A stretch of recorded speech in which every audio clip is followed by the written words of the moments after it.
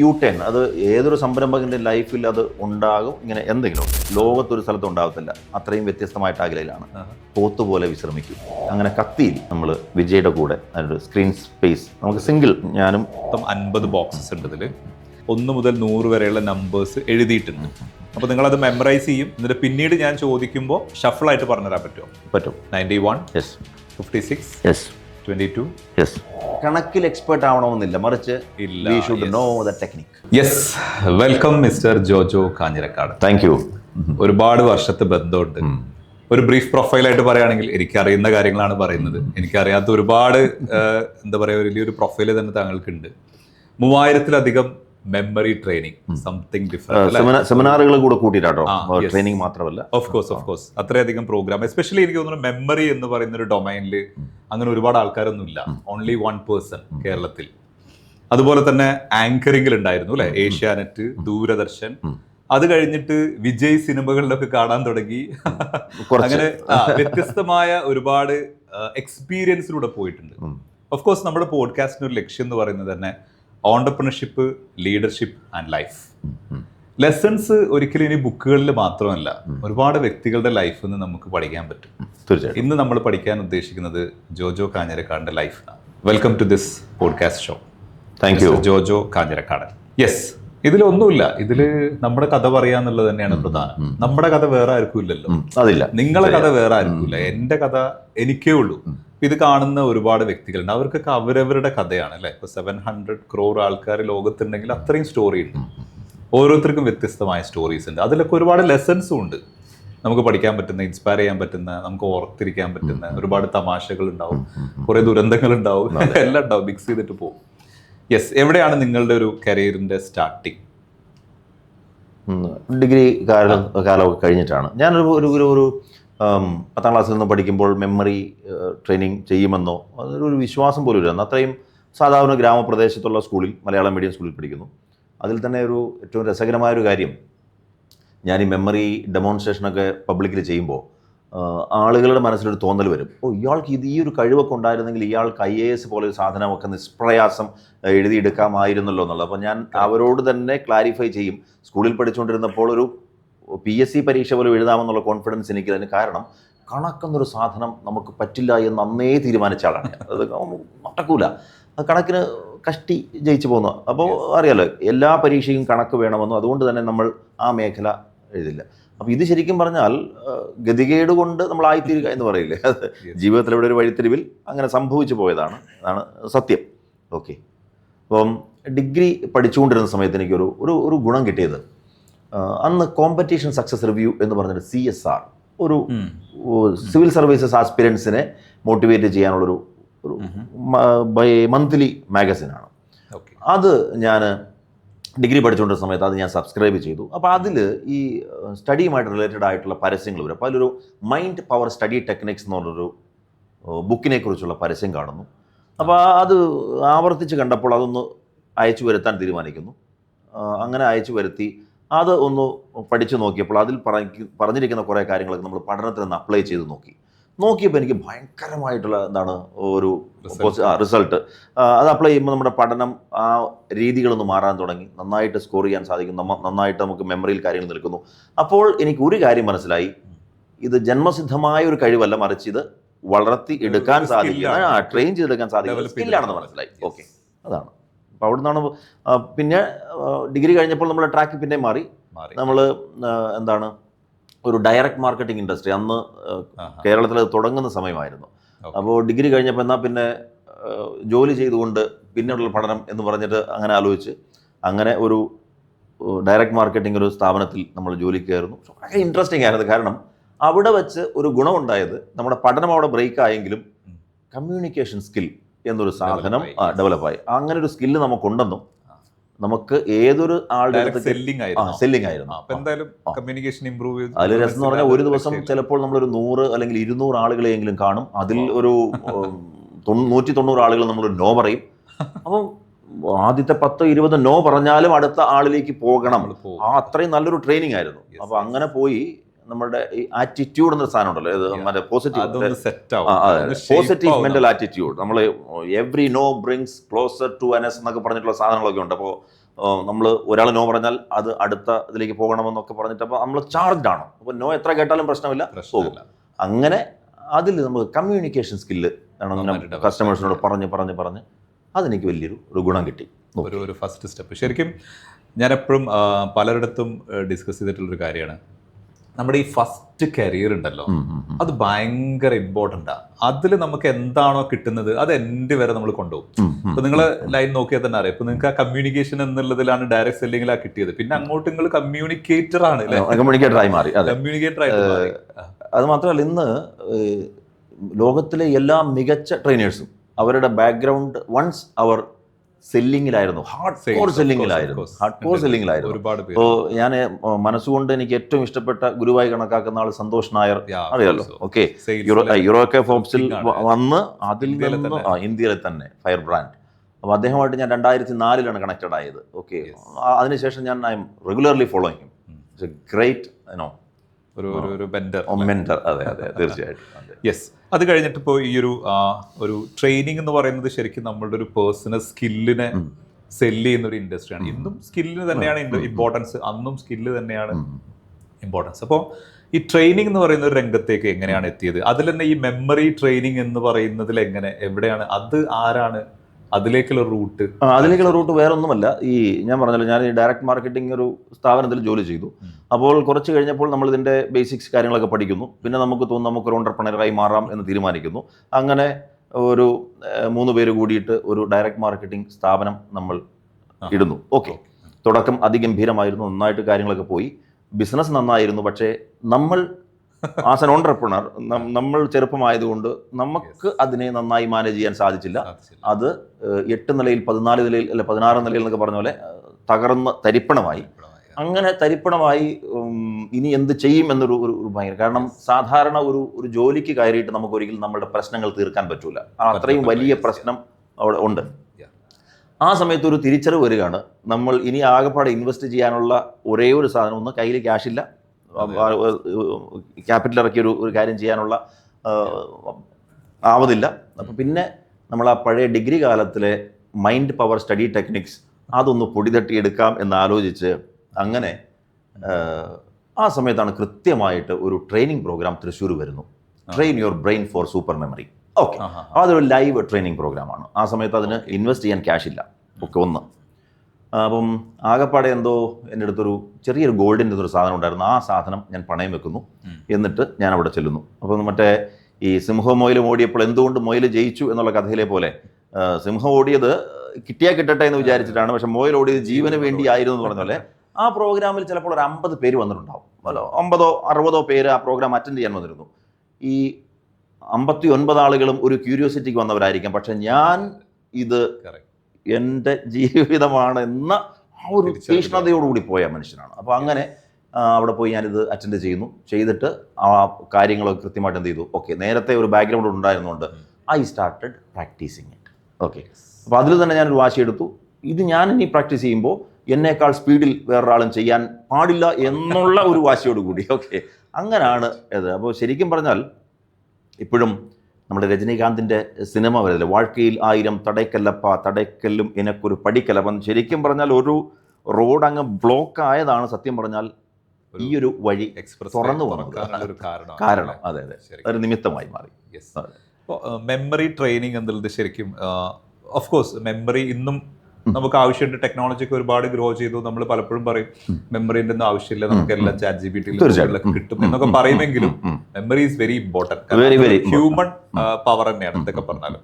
അപ്പൊ ശരിക്കും memory power, ആ ഒരു മെമ്മറി ട്രെയിനിങ് എന്നുള്ളത് ആ കാലഘട്ടത്തിൽ അത് ആർക്കായിരുന്നു ശരിക്കും യൂസ്ഫുൾ ആയിട്ട് നമ്മൾ കൊടുത്തിരുന്നത്? ആർക്കായിരുന്നു അത്? എങ്ങനെയായിരുന്നു അതിന്റെ ഒരു ഫോർമാറ്റ്? അതിൽ ഏറ്റവും രസകരമായ ഒരു കാര്യം, നമ്മുടെ ഒരു ഏറ്റവും ഏജ് കൂടിയ ആൾ 72 ഇയർ ഓൾഡ്, പത്തനംതിട്ട ഒരു doctor, still practising a doctor, 72 വയസ്സുള്ള ആളാണ് ഏറ്റവും സീനിയർ ആയിട്ട് വന്നത്. പ്ലസ് ഒരു 5ാം ക്ലാസ് മുതലുള്ള കുട്ടികളും നമ്മുടെ പ്രോഗ്രാമിൽ എന്ത് ചെയ്തിട്ടുണ്ട്, വന്ന് അറ്റൻഡ് ചെയ്തിട്ടുണ്ട്. അപ്പോൾ ഇത് നിങ്ങൾ പറഞ്ഞ പോലെ ഏതൊരു ഏജിലും ഷാർപ്പാക്കി വെക്കേണ്ട ഒരു സാധനമാണല്ലോ മെമ്മറി എന്നുള്ള ആസ്പെക്റ്റ് വിട്ടേക്കുക. നമ്മുടെ ബ്രെയിൻ പവർ എന്നൊരു സാധനം ആ ഷാർപ്പാക്കി വെക്കേണ്ട ഒരു കാര്യമാണ്. അങ്ങനെ ബോധമുള്ള ആളുകൾ എന്ത് ചെയ്യും, അവർ ഇതിൽ ഇൻവെസ്റ്റ് ചെയ്യും, അവരിത് എന്ത് ചെയ്യും, പ്രാക്ടീസ് ചെയ്യും, പഠിക്കും. അത് തന്നെ. അതായത് ഈ മെമ്മറി ടെക്നിക്സ് എന്ന് പറഞ്ഞാൽ ശരിക്കും ഇത് പഠിച്ചെടുക്കാൻ പറ്റും. ഇപ്പോൾ എൻ്റെ പേഴ്സണലി പറയാം കേട്ടോ, ഇപ്പം ഞാൻ പലപ്പോഴും ആൾക്കാരുടെ പേര് ചിലപ്പോൾ നമ്മൾ കഴിഞ്ഞ വർഷം നിരന്തരം കാണുന്ന ആളായിരിക്കണം എന്നില്ല, പക്ഷെ ചില ആൾക്കാരുടെ പേരുകളൊക്കെ നമ്മൾ മറന്നു പോകും. പക്ഷെ ഈ വ്യക്തിനെ നമുക്ക് നല്ല ഓർമ്മയുണ്ടാവാം.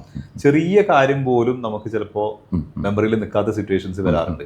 അതുപോലെ തന്നെ ഇപ്പോൾ പലപ്പോഴും ഇപ്പൊ എനിക്കത് കൂടി വരുന്നുണ്ടോ എന്ന് സംശയമുണ്ട്. നമ്മൾ ചെറുപ്പത്തിൽ അത്രയും മെമ്മറി കിട്ടൂല കുറെ കഴിയുമ്പോൾ, കുറച്ച് നമ്മുടെ പ്രായം പോകുന്നതിനനുസരിച്ചിട്ട് മാറ്റം വരുന്നുണ്ട്. പക്ഷെ നമുക്ക് പഴയ കാര്യങ്ങൾ ഓർമ്മിച്ചെടുക്കുകയാണെങ്കിൽ ഏറ്റവും കൂടുതൽ നമുക്കത് ഉപയോഗപ്പെടുക പഠിക്കുന്ന കാര്യത്തിലായിരിക്കും അല്ലെ. ഇപ്പൊ നമ്മൾ ബുക്സുകളൊക്കെ വായിക്കുന്നുണ്ട്, നമ്മൾ ഒരുപാട് നമ്മളൊരു പോഡ്കാസ്റ്റ് ചെയ്യുന്ന പോലെ തന്നെ ഞാൻ ഒരുപാട് പോഡ്കാസ്റ്റ് കാണുന്നുണ്ട്.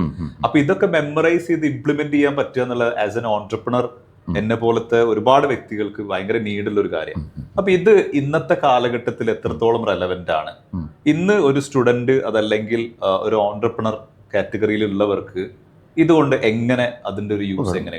ഒരു കാര്യം what you should absolutely right. കാരണം നമ്മളിത് തുടങ്ങിയ കാലഘട്ടത്തിൽ ഉണ്ടായിരുന്ന ഒരു സിറ്റുവേഷൻ അല്ലേ ഇപ്പം. അന്ന് പ്യൂർലി മെമ്മറി എക്സാംസ് എല്ലാം അങ്ങനെ ആയിരുന്നു. ഇന്ന് അതിന്റെ ടോട്ടൽ പാറ്റേണെ മാറിയിട്ട് അല്ലേ? തീർച്ചയായിട്ടും ഇന്നിപ്പോൾ ഓപ്പൺ ബുക്സ് എക്സാമിന്റെ ഒരു കാലഘട്ടമാണ്, അതിലൂടെ പോകുന്നു. എക്സാമിന്റെ പാറ്റേണുകൾ മാറി അല്ലേ? അതെ. എങ്കിലും ഇപ്പം നമ്മളതിന് ഈ കാലഘട്ടത്തിനനുസരിച്ച് അതിനെ എന്ത് ചെയ്തു, ഒന്ന് ചേഞ്ച് ചെയ്തു. എങ്ങനെയെന്ന് വെച്ചാൽ ഇപ്പോൾ ശരിക്കും പറഞ്ഞാൽ ബ്രെയിനിനെ ആക്റ്റീവ് ആക്കി നിലനിർത്താൻ വേണ്ടിയിട്ട് ഈ സ്കിൽസും കാര്യങ്ങളും എങ്ങനെ ഉപയോഗപ്പെടുത്താം. അതിപ്പോൾ ഒരു 70 വയസ്സുള്ള ആയിക്കോട്ടെ, അല്ല ചെറുപ്പക്കാരനായിക്കോട്ടെ, ഒരു കാര്യം ഉറപ്പുള്ള ഇലക്ട്രോണിക് ഗാഡ്ജറ്റ്സ് നമ്മുടെ ജീവിതം മാറ്റിമറിച്ചതുകൊണ്ട് സംഭവിച്ചൊരു കാര്യം, നമ്മൾ ഈ സാധനത്തിന് ഉപയോഗം ഭയങ്കരമായിട്ട് കുറഞ്ഞു. അതെ. അപ്പോൾ അവിടെ കുറയുമ്പോൾ ഒരു പ്രശ്നം, ഇതിൻ്റെ എന്താ പറയുക, ഇൻവോൾവ്മെൻറ്റ് കുറയുമ്പോൾ ഇതൊരു കത്തി പോലെ എന്നാണ് പറയുന്നത്. It's like A knife. Okay, ഇത് മൂർച്ച കൂട്ടും തോറും ഇതിൻ്റെ ഷാർപ്നെസ് എന്നും നിലനിൽക്കും. വെറുതെ ഇരുന്നാൽ തുരുമ്പ് പിടിക്കും എന്ന് പറഞ്ഞ പോലെ തന്നെ ഈ സാധനവും use your brain or loose your brain. ഇതാണ് നിങ്ങൾ ഉപയോഗിക്കുക, ഉപയോഗിച്ചില്ലെങ്കിൽ ഇത് നശിച്ചു പോകും. അത് തന്നെയാണ് ഈ ഒരു സംഗതി ഉള്ളതുകൊണ്ട് തന്നെ നമ്മൾ എന്ത് ചെയ്യുന്നു, ഇപ്പോൾ ബിസിനസ്സുകാർക്കായിക്കോട്ടെ, ഗ്രൂപ്പുകൾക്കായിക്കോട്ടെ, സ്റ്റുഡൻസിനായിക്കോട്ടെ, ആ ഒരു രീതിയിലേക്ക് നമ്മൾ ഈ ട്രെയിനിങ്ങിനെ ചേഞ്ച് ചെയ്തു. ഓക്കെ, അതാണ് ഇപ്പോൾ ചെയ്തുകൊണ്ടിരിക്കുന്നത്. അപ്പോൾ അതുകൊണ്ട് തന്നെ നമ്മുടെ ഫോക്കസ്, കോൺസെൻട്രേഷൻ ആ മേഖലയിൽ എങ്ങനെ നമുക്ക് നമ്മുടെ സ്കില്ല് വർദ്ധിപ്പിച്ചെടുക്കാം. ദെൻ എന്തൊക്കെ പറഞ്ഞാലും പരീക്ഷ എന്നൊരു സാധനമുണ്ടല്ലോ. പരീക്ഷ നമ്മൾ ടെസ്റ്റ് ചെയ്യുന്നത് നമ്മുടെ അറിവല്ല, നമ്മുടെ മെമ്മറിയാണ് അല്ലേ? കാരണം മെമ്മറിയിലുള്ള സാധനത്തിനെയാണ് അറിവ് എന്ന് പറയുന്നത്. അതാണല്ലോ അയാൾ ഭയങ്കര അറിവുള്ളവനാണ് എന്ന് പറയുന്നത്. അയാൾക്ക് ഒരു ചോദ്യം ചോദിക്കുമ്പോൾ ആൻസർ ഓർമ്മയുണ്ടെങ്കിലല്ലേ പറയാൻ പറ്റുള്ളൂ. ശരി. അപ്പോൾ അറിവ് എന്ന സാധനം അത് മെമ്മറി തന്നെയാണ്. ടെക്നോളജി എത്ര വന്നാലും അറിവ് തന്നെയാണ്. രണ്ടും രണ്ടായിട്ട് തന്നെ. മാത്രമല്ല ഈ ടെക്നോളജീനെ പ്രോപ്പറായിട്ട് യൂട്ടിലൈസ് ചെയ്തിട്ട് എന്തെങ്കിലും ചെയ്യണമെങ്കിലും ഈ നമ്മളുടെ മെമ്മറിയും കാര്യങ്ങളും പ്രോപ്പറായിട്ട് വർക്ക് ചെയ്യണമല്ലോ. നമ്മൾ എത്രത്തോളം ഷാർപ്പാണ്, നമ്മൾ എത്രത്തോളം ഫോക്കസ്ഡ് ആണ്, അങ്ങനെയാണെങ്കിലല്ലേ അടുത്തൊരു ടെക്നോളജി വരുമ്പോൾ അതിലേക്ക് നമുക്ക് എൻ്റർ ചെയ്യാൻ പറ്റുള്ളൂ. അതെ അതെ, തീർച്ചയായിട്ടും. നമ്മുടെ നാട്ടിൽ ഒരുപാട് വ്യക്തികൾ, ഒരുപാട് സ്കില്ലുള്ളവരുണ്ട്. ഇപ്പൊ ഇന്നൊക്കെ നോക്കുകയാണെങ്കിൽ ഇൻഫ്ലുവൻസേഴ്സ് ഒക്കെ, ക്രിയേറ്റേഴ്സ് ഒക്കെ ക്രിയേറ്റ് ആയിട്ട് അവരൊക്കെ ഈ ഒരു ഇതിലേക്ക് വരുന്നതും, അപ്പൊ ഒരു കരിയറിലേക്ക് എൻട്രി ചെയ്യാന്നുള്ളൊരു ഏരിയ ഉണ്ട്. അത് നിശ്ചയിക്കപ്പെടും പുള്ളി എവിടേക്ക് പോകും എന്നുള്ള കംപ്ലീറ്റ് കാര്യം. അപ്പൊ നിങ്ങളുടെ ആ ഒരു എൻട്രി അതിനെ ഒരു പ്രൊഫഷനായിട്ട് ചേഞ്ച് ചെയ്തൊരു മൊമെന്റ് ഉണ്ടല്ലോ. ഓക്കെ, അതെങ്ങനെയായിരുന്നു ആ ഒരു ജേണി? ശരിക്കും അത് കേട്ട് കഴിഞ്ഞാൽ എല്ലാവർക്കും അവിടെയാണ് എല്ലാവരും സ്റ്റക്ക് ആവുന്നത് അല്ലേ? ഒരു എഡ്യൂക്കേഷൻ പ്രശ്നമൊന്നുമില്ല, ഡിഗ്രി വരെ എല്ലാവരും പോകും, അങ്ങനെ പൊക്കോളും. അത് കഴിഞ്ഞിട്ട് ഇറങ്ങുമ്പോൾ വരുന്ന ഒരു ബ്ലാങ്ക്, ആ ഒരു പോയിന്റിൽ എങ്ങനെയാണ് അതൊരു കരിയറിലേക്ക് എൻ്റർ ചെയ്തത്? പറഞ്ഞ പോലെ ഒരുപാട് ആളുകൾക്ക് പലതും ചെയ്യണമെന്ന് ആഗ്രഹമുണ്ട്. ചിലപ്പോൾ ഒരു ജോലി ചെയ്തുകൊണ്ടിരിക്കുന്ന ആൾ അത് നിർത്തിയിട്ട് ഒരു ബിസിനസ്സിലേക്ക് ചാട്ടണമെന്നോ, അല്ലെങ്കിൽ ഒരു ഇൻഫ്ലുവൻസർ ആവണമെന്നോ, ട്രെയിനർ ആവണമെന്നോ, എന്തെങ്കിലും ആയിക്കോട്ടെ. അപ്പോൾ ശരിക്കും പറഞ്ഞാൽ ആ ഒരു മൊമെൻറ്റ് ഭയങ്കര, ഞാൻ അത്രമാത്രം ഞാൻ പറഞ്ഞല്ലോ, ഇത് പ്രാക്ടീസ് ചെയ്തു, റെഡിയാണ്, ഡെമോൺസ്ട്രേഷൻ കൊടുക്കാൻ എനിക്ക് പറ്റും, എല്ലാം റെഡിയാണ്. പക്ഷേ എനിക്ക് അതിലേക്ക് ഇറങ്ങാൻ ഒരു തരത്തിലും സാധിക്കുന്നില്ല. ആരെങ്കിലും ഫോഴ്സ്ഫുള്ളി നമ്മളെ തള്ളി ഇടണമായിരുന്നു. അപ്പോൾ ഇത് ശരിക്കും പറഞ്ഞാൽ എന്താണ്, അങ്ങനെ ഒരാൾ വരും കേട്ടോ. അത് എല്ലാവരുടെ ജീവിതത്തിൽ തന്നെ അത് ആരാണെന്ന് നമ്മൾ തിരിച്ചറിയുക എന്നുള്ളതാണ് പ്രധാനം. പക്ഷെ നമുക്ക് ആ സ്കിൽ ഉണ്ടെങ്കിലേ സ്കില്ലുണ്ടെങ്കിൽ. അപ്പോൾ അങ്ങനെ ഞാനിത് റെഡിയായി നിന്നു. ആ സമയത്ത് ഐ എം ഗോയിങ് ത്രൂ ഭയങ്കരമായിട്ടുള്ള ഫൈനാൻഷ്യൽ ക്രൈസിസിലൂടെ പോകുന്നത്. കാരണം ഞാനൊരു ജോലിക്കൊന്നും കയറിയിട്ടൊന്നുമില്ല, ഇൻകം ഇല്ല. ആ സമയത്ത് ഞാൻ ചെയ്തുകൊണ്ടിരുന്ന കാര്യം എന്ന് പറഞ്ഞാൽ ഞാൻ ഡയറക്റ്റ് സെല്ലിംഗ് തന്നെ ഞാൻ കണ്ടിന്യൂ ചെയ്തു. കാരണം അങ്ങനെയാണെങ്കിൽ നമ്മുടെ ഓൺ ബിസിനസ് പോലെയാണല്ലോ അത് ചെയ്യുന്നത്. ഈവൻ എന്താ രസകരമായൊരു കാര്യം, 10 രൂപയുടെ സാധനം അല്ലെങ്കിൽ 20 രൂപയുടെ സാധനം അടക്കം നമ്മൾ കൊണ്ട് ആ സമയത്ത് സെല് ചെയ്യുന്നുണ്ട്. ഏത് മാർക്കറ്റിൽ പോകുന്നു, ഈവൻ ബസ്സിൽ കയറിയിട്ട് നമ്മൾ വിൽക്കുന്ന പരിപാടിയിൽ അത് അടക്കം നമ്മൾ ചെയ്തു. No problem. ആ സമയത്ത് നമ്മളെ ആരും അറിയില്ലല്ലോ. അതെ. അപ്പോൾ അങ്ങനെ ചെയ്ത് ഇത് റെഡി ആയിരിക്കുന്നു. അങ്ങനെ ഒരു സുഹൃത്ത്, ആൾ തൃശ്ശൂർ എന്നുള്ള ആളാണ്, അനീഷ് എന്നാണ് അദ്ദേഹത്തിൻ്റെ പേര്. അദ്ദേഹം ഇപ്പോൾ അയർലൻഡിലാണ്. ഓക്കെ, അദ്ദേഹത്തെ ഞാൻ നന്ദിപൂർവ്വം ഓർക്കുന്നു. കാരണം യങ് മാൻ, എന്നെക്കാളും പ്രായത്തിൽ എനിക്ക് തോന്നുന്നു ഒരു 15-20 വയസ്സ് യങ്ങറാണ്. പക്ഷേ ഒരു ബിസിനസ് ഇൻ്റലിജൻസ് എന്നൊരു സാധനമുണ്ടല്ലോ, അതൊരു ഓണ്ടർപ്രണറിയൽ ഒരു സാധനമുള്ളത്. ബേസിക്കലി ഐ എം നോട്ട്, ഞാൻ അങ്ങനത്തെ ഒരാളല്ല. അദ്ദേഹം എന്നോട് പറഞ്ഞു, ഇങ്ങനെ ഇരുന്നിട്ട് കാര്യമില്ല, വി ഷുഡ് ഗെറ്റ് സ്റ്റാർട്ടഡ്. അങ്ങനെ അദ്ദേഹം എന്നോട് പറഞ്ഞു, നിങ്ങൾ ഒരു കാര്യം ചെയ്യാം, നമുക്കൊരു ആദ്യം ഷൂട്ട് കാര്യങ്ങളൊക്കെ ട്രെയിനറുടെ അറ്റയർ ഓക്കെ അതിലേക്ക് എടുത്തു, ലുക്ക് കാര്യങ്ങൾ അതിലേക്ക് എടുത്തു. തൃശ്ശൂർ ഒരു സെമിനാർ ഹാൾ ബുക്ക് ചെയ്തു ഹോട്ടലിൽ. അപ്പം സെമിനാർ പത്രത്തിൽ പരസ്യം കൊടുത്തു, train your brain for super memory എന്നൊക്കെ പറഞ്ഞ് എൻ്റെ ഫോട്ടോ എല്ലാം വെച്ചിട്ട് ആദ്യമായിട്ട് 2004. അങ്ങനെ നമ്മൾ സെമിനാർ ഹാളിൽ നിന്ന് നിറഞ്ഞ ആൾ വന്നു. സെമിനാർ ഒരു സമയം ഭയങ്കര ഇതായിരുന്നു. ഹാൾ നിറഞ്ഞ ആൾ നമുക്ക് ആദ്യത്തെ സെമിനാറിന് എല്ലാവരും ഉൾക്കൊള്ളാൻ പറ്റിയില്ല, അത്രയും ക്രൗഡായിരുന്നു. അങ്ങനെ സെമിനാറൊക്കെ ഗംഭീരമായി എടുത്തു, ഡെമോൺസ്ട്രേഷനൊക്കെ സക്സസ്ഫുള്ളി ഡൺ. അപ്പം നമ്മൾ സെമിനാർ കഴിഞ്ഞു. നമ്മളുടെ പ്രതീക്ഷ അടുത്ത സെമിനാർ കഴിഞ്ഞിട്ട്, സെമിനാർ 1.5 മണിക്കൂർ, മെയിൻ പ്രോഗ്രാം 2 days, 2 ദിവസത്തെ പ്രോഗ്രാമാണ്. നമ്മൾ വിചാരിച്ചൊരു 50 പേര് വരും. അപ്പോൾ അതിനനുസരിച്ച് നമ്മൾ ഫുഡും കാര്യങ്ങളെല്ലാം പറഞ്ഞ് റെഡിയാക്കി വെച്ചു. അടുത്ത ശനിയാഴ്ച പ്രോഗ്രാം തുടങ്ങാൻ പോകുന്നു. ആൻഡ് ഇൻട്രസ്റ്റിംഗ്, ആകെ വന്നത് 3 പേരായിരുന്നു. നമ്മുടെ സകല പ്രതീക്ഷകളും തെറ്റി, നമ്മൾ ഇതിന് പറ്റിയ ആളല്ല എന്നുള്ള ഒരു ചിന്തയിലേക്കൊക്കെ വരുന്നു. പക്ഷേ ആ 3 പേരെ വെച്ചിട്ട് നമ്മൾ എന്ത് ചെയ്തു, സക്സസ്ഫുള്ളി നമ്മൾ ബാച്ച് റൺ ചെയ്തു. ഓക്കെ, നമ്മൾ ഫസ്റ്റ് ബാച്ച് റൺ ചെയ്തു. അപ്പോൾ ഈ 3 പേര് വന്നപ്പോൾ തന്നെ നമ്മൾ ഡെസ്പായി, നിരാശനായി എന്നുള്ള ആ ഒരു കാര്യം തിരിച്ചറിഞ്ഞ എൻ്റെ സുഹൃത്ത് അദ്ദേഹം ചെയ്തൊരു വലിയ കാര്യമുണ്ട്. അദ്ദേഹം മനസ്സിലാക്കി, ഈ മൊമെൻറ്റം കീപ്പപ്പ് ചെയ്തില്ലെങ്കിൽ വീണ്ടും നമ്മൾ ബാക്ക് ടു ഇത് വരും. അപ്പോൾ അതുകൊണ്ട് അദ്ദേഹം പറഞ്ഞു, നിർത്തരുത്, വിജയമോ പരാജയമോ നമ്മൾ വീണ്ടും തരുന്നു. അടുത്തത് നേരെ കോഴിക്കോട് വരുന്നു. കോഴിക്കോട് ഒരു ഹോട്ടൽ ബുക്ക് ചെയ്ത് അനൗൺസ് ചെയ്തു. സെയിം.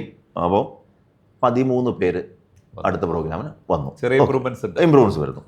അപ്പോൾ ഇനിയാണ് ഏറ്റവും പ്രധാനപ്പെട്ട ഒരു ലെസൺ അദ്ദേഹം എന്നെ പറഞ്ഞു പഠിപ്പിച്ചൊരു കാര്യം. നിങ്ങളുടെ സെമിനാർ കാര്യങ്ങളെല്ലാം അടിപൊളിയാണ്, വളരെ ഭയങ്കരമായിട്ട് എൻഗേജിങ് ആണ്, കാര്യങ്ങളാണ്. പക്ഷേ അൾട്ടിമേറ്റ്ലി ഇത് ബിസിനസ്സാണ്. ബിസിനസ് ക്ലോസ് ചെയ്യണം, ക്ലോസിങ്ങിൽ ഇങ്ങനെ കാര്യങ്ങളൊക്കെ നമുക്ക് ചെയ്യണം എന്ന് പറഞ്ഞിട്ട് കൃത്യമായിട്ട്. അപ്പോൾ അത് നമ്മൾ ഇതിൽ അപ്ലൈ ചെയ്ത് തുടങ്ങി. അപ്പം മെമ്മറി ഒരു സ്കില്ലാണെങ്കിൽ സെയിൽസും ഒരു സ്കില്ല് തന്നെയാണ്. അതിനൊരു സയൻസ് ഉണ്ട്, അതിന് ആർട്ടുണ്ട്, അപ്പോൾ ക്ലോസിങ് ടെക്നിക്സ് ഉണ്ട്, നമ്മളത് ചെയ്യണം. അപ്പോൾ അങ്ങനെ പിന്നെ അത്ഭുതം എന്ന് പറയട്ടെ, കോഴിക്കോട് കണ്ടിന്യൂസ്ലി ആ ഒരു മാസം 2004 ഡിസംബർ മാസം മുഴുവൻ കോഴിക്കോഡ് ഹൗസ്ഫുൾ പ്രോഗ്രാംസ് എന്ന രീതിയിൽ തന്നെ കണ്ടിന്യൂസ് ആയിട്ട്. അപ്പോൾ അതാണ് ഒരു ഭയങ്കര അത് നൽകിയ ഒരു ഗൂസ് ബംസ്, നമുക്കിത് കൊണ്ട് മുന്നോട്ട് പോകാം എന്നൊരു സാധനം കത്തി. ശരിക്കും പറഞ്ഞാൽ ഒരു കൺസിസ്റ്റൻസി അല്ലേ, ഒരു ഇൻഡസ്ട്രിയിൽ വന്നു, പക്ഷേ ഫെയിലിയർ ഇനീഷ്യൽ ഫെയിലിയർ 3 പേരേ ഉള്ളൂ, എന്നെ കൊണ്ടത് പറ്റില്ല എന്ന് അന്ന് തീരുമാനിച്ചിരുന്നെങ്കിൽ ഒരിക്കലും മുന്നോട്ട് പോകാൻ പറ്റില്ല. പ്ലീസ് നമുക്ക് പിന്നെ അടുത്തത് നമുക്ക് അതുപോലെ നമ്മളെ മോട്ടിവേറ്റ് ചെയ്യാൻ പറ്റുന്ന നമ്മളുടെ വെൽവിഷേഴ്സ് ആയിട്ടുള്ള ഭയങ്കര ഇമ്പോർട്ടൻ്റ് ആണ്. ഇതുപോലത്തെ ഒരാൾ എന്ന് പറയുന്നത് വളരെ വളരെ ലൈഫിൽ എല്ലാവർക്കും ഉണ്ടാവും. എല്ലാവർക്കും ഓരോ മൊമെന്റും നമ്മൾ വളരെ ഡൗൺ ആയിരിക്കുന്ന ഒരു മൊമെന്റിൽ ഒരാൾ നമ്മുടെ അടുത്ത് വരും. അത് ചിലപ്പോൾ നമ്മൾ അറിയുന്ന ഒരാൾ പോലും ആയിക്കോളൊന്നും നിർബന്ധമൊന്നുമില്ല. നമ്മുടെ പ്രായത്തിൽ ഇപ്പോൾ അയർലൻഡിൽ he successfully doing his business. ഇപ്പോൾ സ്റ്റിൽ സല്യൂട്ട് ടു അനീഷ്, കാണുന്നുണ്ടെങ്കിൽ ഐ റിമെമ്പർ വിത്ത് ഗ്രാറ്റിറ്റ്യൂഡ്. നിങ്ങളാണ് എന്നെ മെന്റർ ചെയ്തത്, അഭിമാനത്തോടെ. ഓക്കെ, മെമ്മറി ട്രെയിനിങ് ഇൻഡസ്ട്രിയിൽ എനിക്ക് തോന്നുന്നു ഓൾ കേരള ലെവലിൽ തന്നെ ആയിരുന്നു പിന്നീടുള്ള ഒരു ജേണി. ഞാൻ മനസ്സിലാക്കിയെടുത്തുള്ളൂ നല്ല രീതിയിൽ ഓൾ കേരള ലെവലിൽ തന്നെ ഒരുപാട് പ്രോഗ്രാംസിലൂടെ പോയിട്ടുണ്ട്. ദെൻ അത് കഴിഞ്ഞിട്ടൊരു മീഡിയ എൻട്രി ഉണ്ടായിരുന്നു അല്ലെ, ഏഷ്യാനെറ്റ്, ദൂരദർശൻ. അതെങ്ങനെയായിരുന്നു അതിൻ്റെ ഒരു എക്സ്പീരിയൻസ്? അത് ഞാൻ ഈ സ്റ്റേജ് കാര്യങ്ങളൊക്കെ നന്നായിട്ട് ചെയ്യുന്നതുകൊണ്ട് എൻ്റെ ഒരു സുഹൃത്ത് അദ്ദേഹം ദൂരദർശനിലെ ഒരാളുമായിട്ട് അവരന്ന് ആ സമയത്ത് ക്യാമ്പസ് പ്രോഗ്രാം ലോഞ്ച് ചെയ്യാൻ വേണ്ടിയിട്ട് ആലോചിക്കുന്ന ഒരു സമയമായിരുന്നു, കുട്ടികളുമായിട്ട് ഇൻറ്ററാക്ട് ചെയ്യാം. അപ്പോൾ എനിക്ക് നന്നായിട്ട് ചെയ്യാമെന്നുള്ള ഒരു ബോധ്യത്തിൽ ദൂരദർശനുമായിട്ട് ക്യാമ്പസിൽ പോയിട്ടുള്ള DD at ക്യാമ്പസ് എന്നായിരുന്ന പ്രോഗ്രാം, ദൂരദർശൻ അറ്റ് ക്യാമ്പസ്. അപ്പോൾ അത് 2005, 2006 ആ കാലഘട്ടത്തിൽ മിക്കവാറും കേരളത്തിലുള്ള എല്ലാ വലിയ കലാലയങ്ങളിലും പോയി. അന്നത്തെ സമയത്ത് അതിന് നല്ല വ്യൂവർഷിപ്പ് ആയിരുന്നു, കാരണം ദൂരദർശൻ നല്ല പ്രൈം നിലനിൽക്കുന്നത് കൊണ്ട് തീർച്ചയായിട്ടും. അപ്പോൾ അത് ഒരുപാട് നല്ലൊരു എക്സ്പീരിയൻസ് നമുക്ക് personally it was good experience for അത് കഴിഞ്ഞിട്ടാണോ പിന്നീട് ഏഷ്യാനെറ്റിലെ ജസ്റ്റ് റിമെമ്പർ ദാറ്റ് എന്നുള്ളൊരു program, just remember just remember that, അതായിരുന്നു ആ പ്രോഗ്രാമിന്റെ പേര്, മെമ്മറി ഷോ. സുരേഷ് മെമ്മറിയിൽ ഇതിൽ നല്ലൊരു വാക്ക് വേറെ ഇല്ലല്ലോ. അതിലെന്തായിരുന്നു ആക്ച്വലി ചെയ്തിരുന്നത്? അത് ഇതുപോലെ തന്നെ ലൈവ് ഓഡിയൻസുമായിട്ടുള്ള ഇന്ററാക്ഷൻ, മെമ്മറി ടെസ്റ്റ് ചെയ്യലും കാര്യങ്ങളൊക്കെ. Okay okay, yes. അത് കഴിഞ്ഞിട്ടൊരു മാസ് എൻട്രി ഉണ്ടായിരുന്നല്ലോ, വിജയിന്റെ സിനിമയിലൊക്കെ വന്നു. സിനിമയിൽ അത് നേരത്തോടെ എനിക്ക് സിനിമ എനിക്ക് ഭയങ്കരമായിട്ടുള്ള ഇനി ഒരു കാര്യം പറയാം, മെമ്മറി ഈ റെപ്പറ്റേഷനിലൂടെ മെമ്മറി ഉണ്ടാകും എന്ന് ഞാൻ തിരിച്ചറിഞ്ഞൊരു നിമിഷം, ഈ സിനിമ അന്ന് A class B class C class ഉണ്ടല്ലോ, അത് പത്രത്തിൽ ഇങ്ങനെ വരുന്നു. നമ്മൾ സിനിമയോട് അത്രയും ഇഷ്ടമായതുകൊണ്ട് നമ്മൾ ഏത് തിയേറ്ററിൽ ഏത് സിനിമയാണെന്നുള്ളതിങ്ങനെ ഓർത്ത് പിന്നീട് നമുക്ക് ഈ ലിസ്റ്റ് മുഴുവൻ കാണാപ്പാടമാകുന്നു. കാരണം അത്രയും. അപ്പം repeat to remember, remember to repeat. Repetition എന്നൊരു സാധനം മെമ്മറിക്ക് ഏറ്റവും ഗുണകരമാണ് എന്നുള്ളത് നമ്മൾ തിരിച്ചറിഞ്ഞൊരു നിമിഷം അതായിരുന്നു. അങ്ങനെ അപ്പം സിനിമയോട് അത്ര ഇഷ്ടമുള്ളത് കൊണ്ട് നമ്മൾ ഒരു തമിഴ് പടത്തിൽ എനിക്കൊരു സുഹൃത്ത് എൻ്റെ കൂടെ പോയപ്പോൾ ഒരു ചാൻസ് വന്നു. അങ്ങനെ ആ ചാൻസിൽ നിന്ന് അതിൻ്റെ makeup man, he's no more, മരിച്ചുപോയി, അദ്ദേഹം നമ്മളെ ഈ AR മുരുകദാസ്, ഡയറക്ടർ AR മുരുകദാസിൻ്റെ കമ്പനിയിലേക്ക് പരിചയപ്പെടുത്തുന്നു. ആ സമയത്ത് കത്തി സിനിമയുടെ സെലക്ഷൻ നടന്നുകൊണ്ടിരിക്കുന്ന സമയമാണ്. നമ്മളവിടെ പോയി സ്ക്രീൻ ടെസ്റ്റ് കൊടുത്തപ്പോൾ വില്ലൻ്റെ അസിസ്റ്റൻ്റായിട്ട്, വില്ലനായിട്ട് നീൽ നിതിൻ മുകേഷ് നമ്മുടെ അദ്ദേഹമായിരുന്നു അദ്ദേഹത്തിൻ്റെ അസിസ്റ്റൻ്റായിട്ട് അതെ കിട്ടി. അങ്ങനെ കത്തിയിൽ നമ്മൾ വിജയുടെ കൂടെ അതിനൊരു സ്ക്രീൻ സ്പേസ് നമുക്ക് സിംഗിൾ, ഞാനും നമ്മുടെ ഇളയ ഒരിക്കലും ഒരു ചെറിയ കാര്യമൊന്നും ആരെന്നുള്ളത് നമുക്ക് സോഷ്യൽ മീഡിയ നോക്കിയാൽ അറിയാൻ പറ്റും. അത്രയും പവർഫുൾ ആയിട്ടുള്ള ഒരു പേഴ്സണാലിറ്റിയാണ് ആസ് എൻ ആക്ടർ എന്നുള്ള രീതിയിൽ, ഇപ്പോൾ പൊളിറ്റീഷ്യൻ എന്നുള്ള രീതിയിൽ. അപ്പൊ അതൊരു നല്ല എക്സ്പീരിയൻസ് ആയിരുന്നു വളരെ. പിന്നീട് നമ്മൾ കോളേജിലൊക്കെ പോകുമ്പോൾ നമ്മൾ ആദ്യം ഈ ഒരു വീഡിയോ ഒക്കെ കാണിക്കുമ്പോൾ മെമ്മറി ടെക്നിക്ക് എന്നുള്ളതൊക്കെ വിട്ടേരെ, ആളുകൾക്ക് ഇഷ്ടം വിജയുടെ കൂടെ നിന്നാണ് ആ ഒരു സാധനം. അതൊരു ബ്രാൻഡ് വാല്യൂ നമുക്ക് ഭയങ്കരമായിട്ട് നമുക്ക് എൻജോയ് ചെയ്യാൻ പറ്റി. പിന്നീട് ഏതെങ്കിലും മൂവീസ് അത്തരത്തിലുള്ള എക്സ്പീരിയൻസ്? പിന്നെ ഉള്ളത് എന്താണ്, ലോർഡ് ലിവിങ്സ്റ്റൺ 900 കണ്ടി, അതിലൊരു ജസ്റ്റ് ചെറിയൊരു വേഷം, ഒരു കളക്ടർ റോളിൽ വന്നു. പിന്നെ അധികം ഇതിലേക്ക് ഞാൻ പിന്നെ പോയിട്ടില്ല. അതിന് പോകുമ്പോൾ അത് അറിയാലോ, അതൊരു വേറൊരു ലോകമാണ്. അപ്പം അതിനു വേണ്ടി തന്നെ നമ്മൾ അങ്ങ് തുനിഞ്ഞിറങ്ങണം. ഓക്കെ, ബാക്ക് ടു പിന്നെ ഏതൊരു കരിയറിലേക്കാണ് ഇതിന്റെ ഒരു നെക്സ്റ്റ് ലെവലിൽ എങ്ങോട്ടാണ് പിന്നെ മൂവ് ചെയ്തത്? എനിക്ക് തോന്നുന്നു പിന്നീട് ഒരു NRI ലൈഫ് ഒക്കെ ഉണ്ടായിരുന്നു. എങ്ങനെയായിരുന്നു പിന്നീടുള്ള ഒരു ട്രെയിനിങ് ലൈഫ്, എങ്ങനെയായിരുന്നു പോയിരുന്നത്? അവിടെയും ട്രെയിനിങ് പ്രോഗ്രാം കാര്യങ്ങളൊക്കെ തന്നെ ആയിരുന്നു. അതിൽ ട്രെയിനിങ് പ്രോഗ്രാം പ്ലസ് വേറൊരു വലിയ ഒരു ബ്ലെസ്സിങ് വന്നത് നമ്മുടെ മലബാർ ഗോൾഡിൻ്റെ executive director AK Faisal. Okay, അദ്ദേഹത്തിനൊക്കെ ഞാൻ പേഴ്സണൽ ഈ പ്രസംഗം അത് ഇപ്പോഴല്ല, ഇപ്പോൾ അദ്ദേഹം വളരെ എക്സലന്റ് പ്രസന്ററായി, നല്ലൊരു ഇൻഫ്ലുവൻസറാണ്, വെരി ഫേമസ്. അതെ.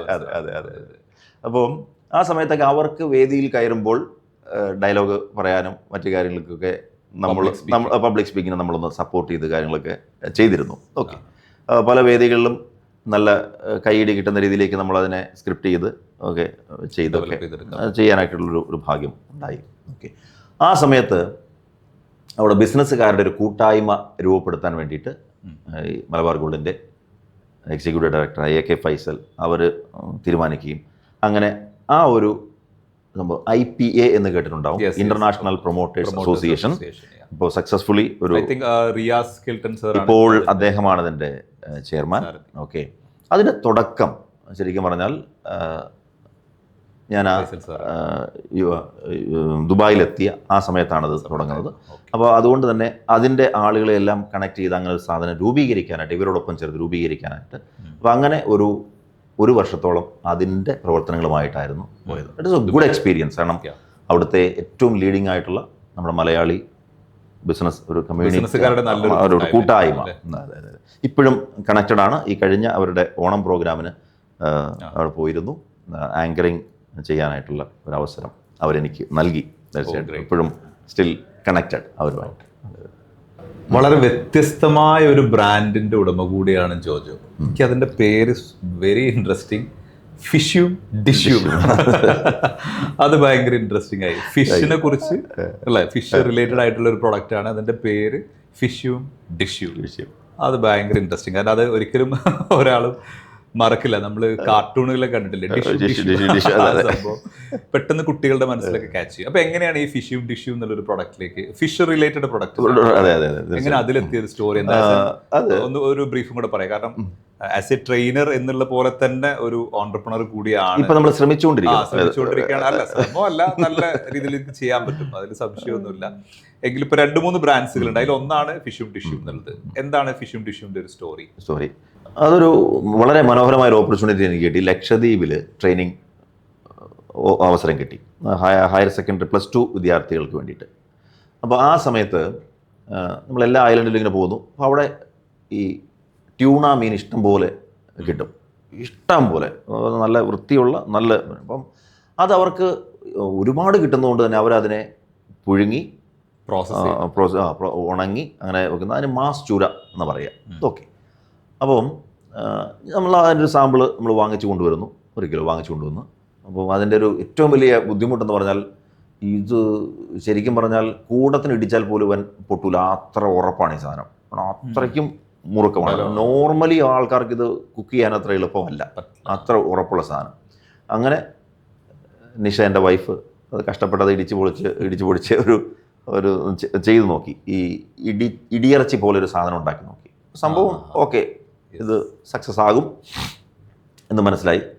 അപ്പം നമ്മൾ ഫിഷ് കട്ട്ലെറ്റ് അധികം ആൾ ഇല്ലല്ലോ, അപ്പം എന്നാൽ ഫിഷ് കട്ട്ലെറ്റ് ഉണ്ടാക്കാം എന്ന് പറഞ്ഞിട്ട് ആ സമയത്ത് ഒരു കഫേ തുടങ്ങി നാട്ടിൽ.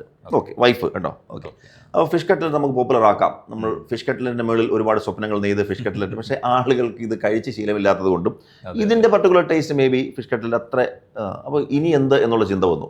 ഓക്കെ, അങ്ങനെ നമ്മൾ ഇതിനെ ഒരു ഇടിയിറച്ചി മോഡലിലേക്കൊന്ന് ചെയ്തു നോക്കി. അപ്പോൾ ഇതിനെന്ത് പേരിടും, ആ ഒരു ചിന്തയിൽ നിന്നാണ് കുട്ടികൾക്ക് പോലും ഇത് ഓർത്ത് വെക്കാൻ പറ്റണം, ഇടിച്ച മീൻ. അപ്പോൾ ഇടിക്കുക എന്നുള്ളതിൻ്റെ ഒരു വാക്ക് അങ്ങനെയാണ്, ഡിഷ്യും. ഓക്കെ, മീനിനെ ഇടിച്ചത്. ഓക്കെ, ഇടിച്ച മീൻ. ഓക്കെ, അങ്ങനെ അതിന്റെ ഒരു ടാഗ് വേർഡ് ഉണ്ടായിരുന്നല്ലോ, ഇടിച്ച മീൻ കൂട്ടി ഞം കഴിക്കാൻ. ഇടിച്ച മീൻ കൂട്ടി ഞം ഞംന്നേ ഉള്ളൂ, കഴിക്കാതല്ല. ഞം എന്ന് പറഞ്ഞാൽ തന്നെ കഴിക്കുക എന്നുള്ളതാണല്ലോ.